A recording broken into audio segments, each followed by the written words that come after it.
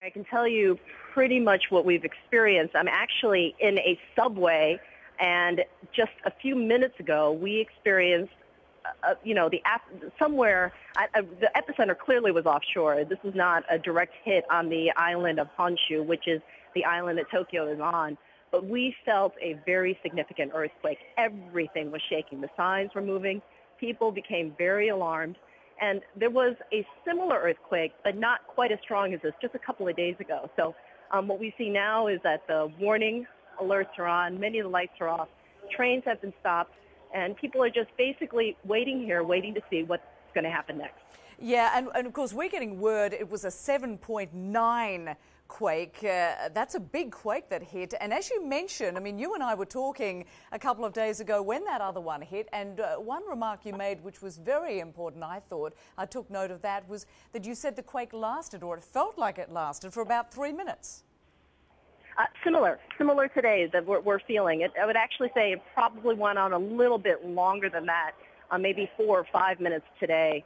So yes, these are very, very strong earthquakes.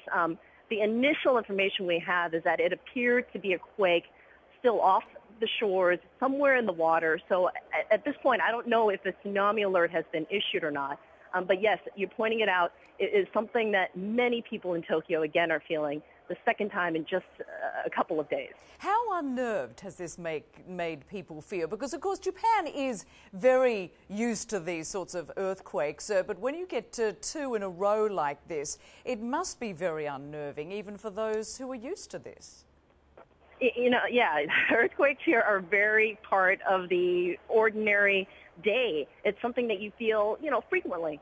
To feel something like this, though, in just a couple of days is alarming. I saw a couple of women clutching each other. They were very alarmed. Some children appear to be very frightened.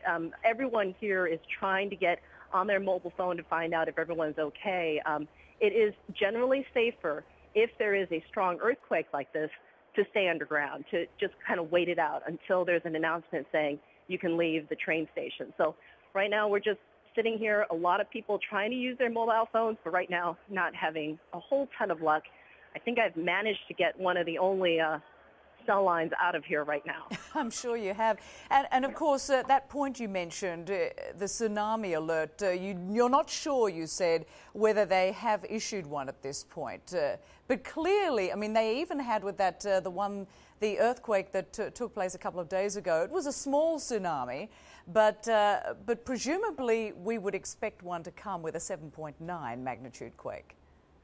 It's really difficult to say. It depends how shallow it is. It depends how far offshore. There's a lot of scientific factors that go into whether there is a tsunami alert.